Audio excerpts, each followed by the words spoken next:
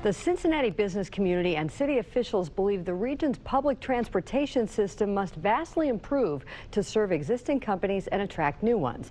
Jobs are at stake, and even if you don't depend on the bus, thousands of local workers do. On the Business Courier front page centerpiece, transit troubles, a look inside the push for a better bus system that can boost greater Cincinnati's economy. Business and city leaders face a major challenge getting consensus for their plan. Last year, they backed away from getting SORTA, the agency that runs the metro system, to put a 1% countywide sales tax on the ballot. It would have raised $150 million a year for both transit and infrastructure improvement. The primary reason the levy didn't make the ballot was uncertainty over whether the hybrid bus infrastructure plan was legal. Today, the region's Columbus delegation is working to make sure that it is.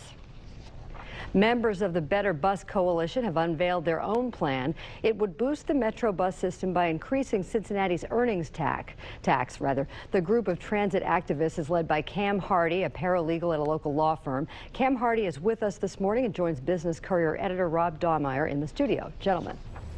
Peg, thank you. Cam, thanks so much for being here. Thanks for having me. Really appreciate it. Why is there such a sense of urgency from your group to get things changed, to get the money for Metro right now? Well, and thanks again for having me. Sure. As a full-time bus rider, Metro has been basically starved for like the last decade.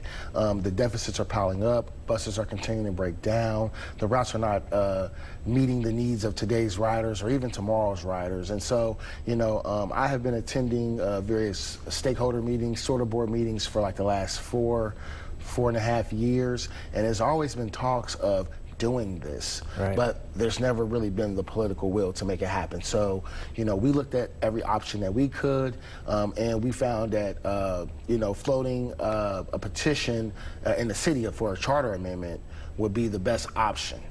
So your organization's out there gathering signatures to try to raise the earnings tax. The business community isn't super fond of that, but you've been open to a 1% tax. Where does this end up? Where are we going to get to a place where you think you would agree with?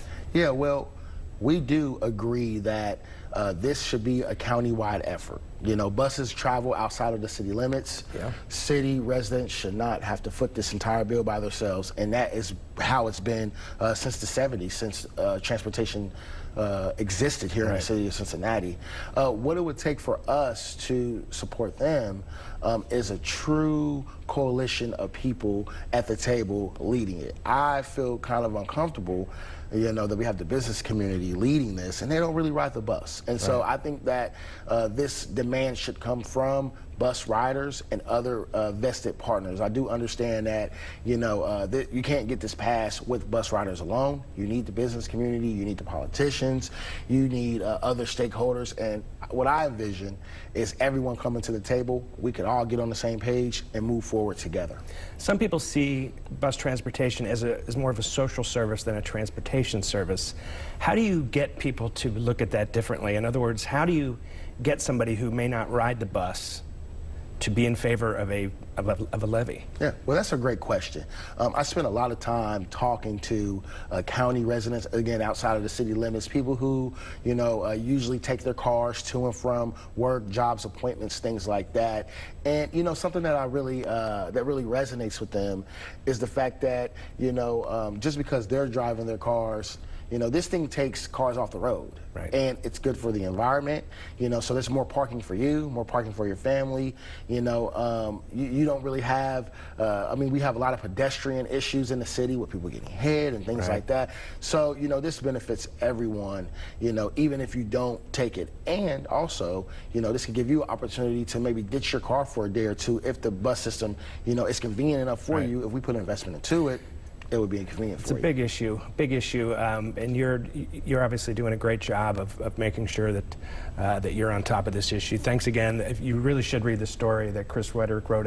It's a deeply reported story. Cam is one of the stars of the story, and thank you for being here. Thank you.